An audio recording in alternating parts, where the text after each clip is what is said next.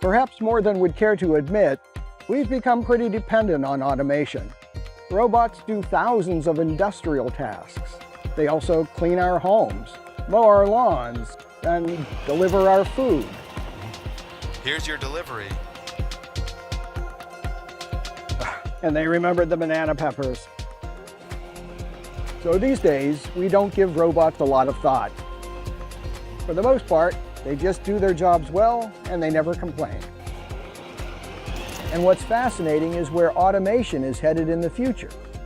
Developers are making headway towards swarm robots that will communicate and collaborate to solve problems, and patching robots that will autonomously identify damage and make repairs. It's exciting stuff, but in this episode, I'll be taking you into a world where this type of automation already exists. A place maintained by machines that are the envy of every scientist and engineer. You guessed it. I'm talking about the most technologically advanced place on planet Earth, the cell.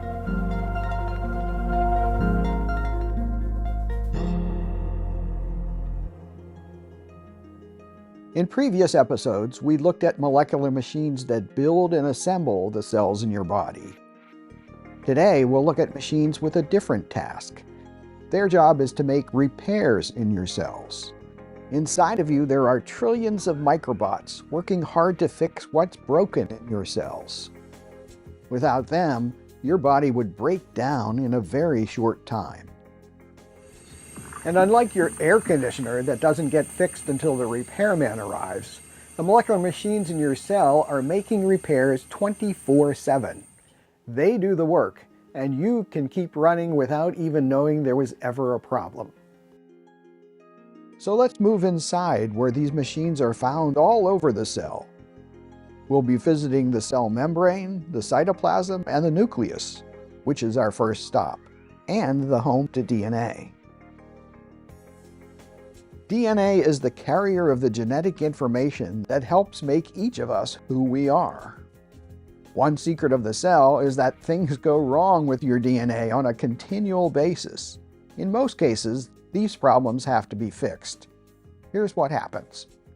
As we saw in previous episodes, DNA consists of 4 different kinds of chemicals called nucleotides.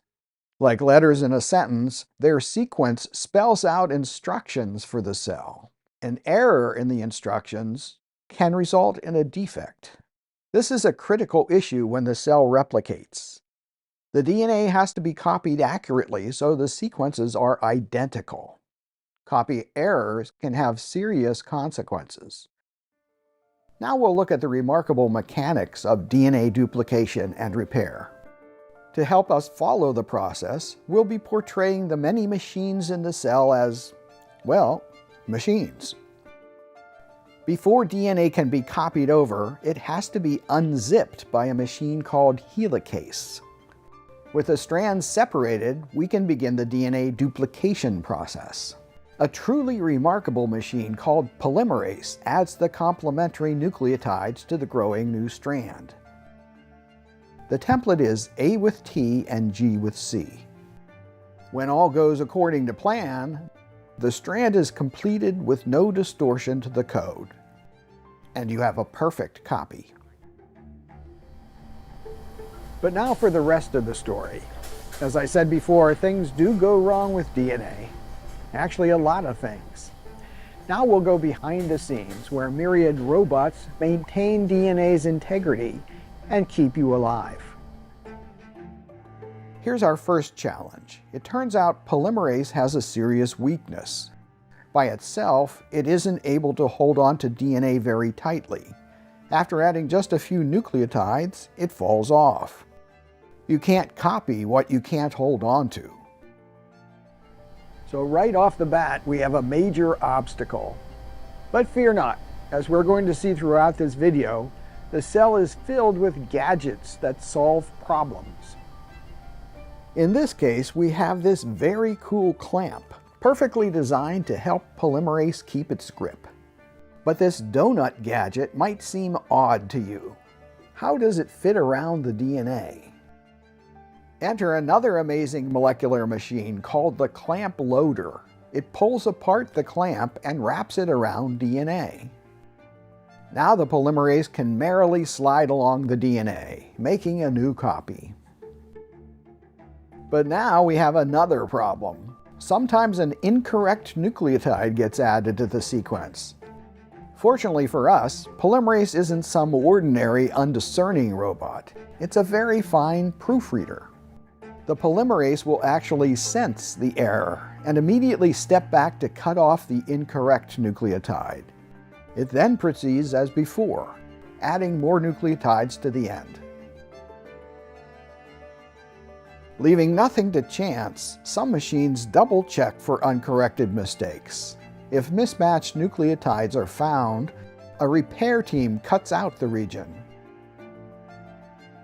Polymerase fills it with fresh DNA, and another machine, ligase, stitches the patch into the DNA chain.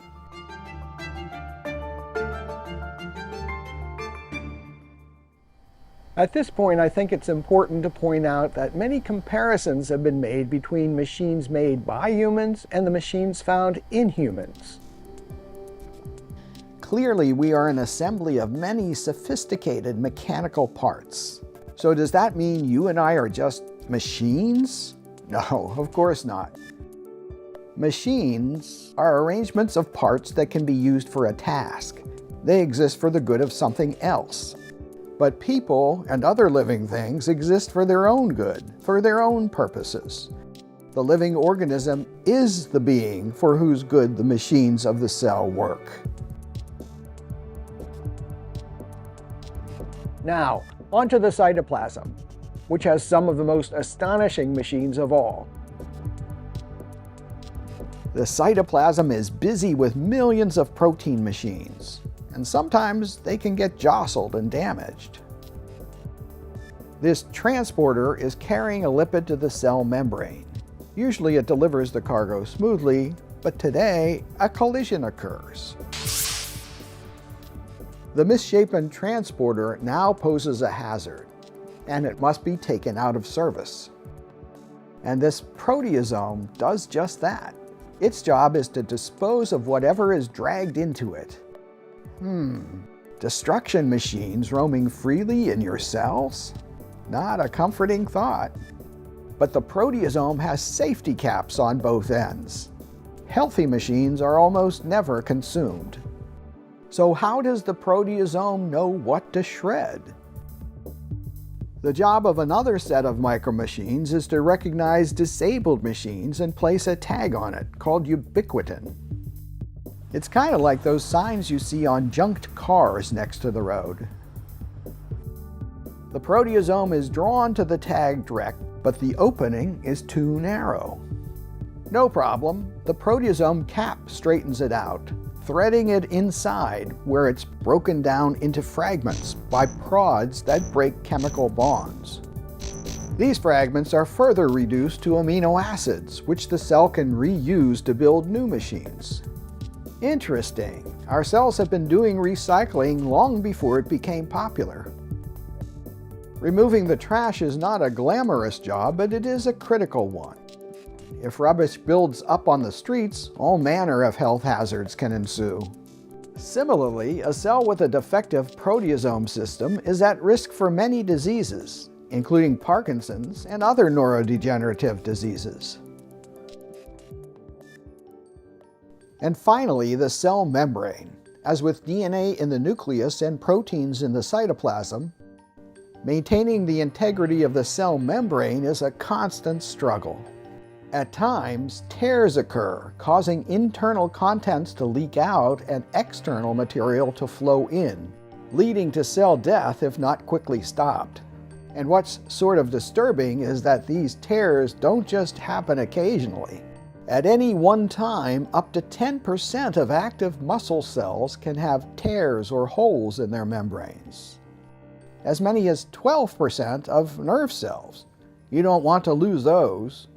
And as many as 25% of muscle cells in the heart have disrupted membranes. That's a lot to repair. Yet despite such challenges, cells can live for months, years, even decades due to a range of membrane repair mechanisms. Here's just one of them. Your cells recognize a hole when an abnormal amount of calcium flows in. Sensors detect the increase, triggering an alarm that signals the repair crew to act. These remarkable hollow spheres made of membrane material come to the rescue. When they land, the material flows together and tension is reduced. A perfect patch is created without you ever knowing you had a problem. If only my AC maintenance was this easy. Cells with holes in them can't survive longer than a few minutes without being repaired. The cell's fate is similar without DNA repair bots or proteasomes doing cleanup. So as we wrap up this episode, we need to address a glaring question. When early single-celled life inhabited Earth, how could it survive until repair machines evolved to maintain it? To answer that, we need to first remember that repair machines are separate, independent systems from the machines they repair. Tools needed to repair a car are not parts of a car. Tools needed to repair a photocopier are not parts of a photocopier. The upkeep of complex machines requires forethought, planning, and customization. In the very same way, since the beginning of life, cells required upkeep by machines made precisely for their needed repairs. So it's the old chicken and egg problem. You can't have one without the other.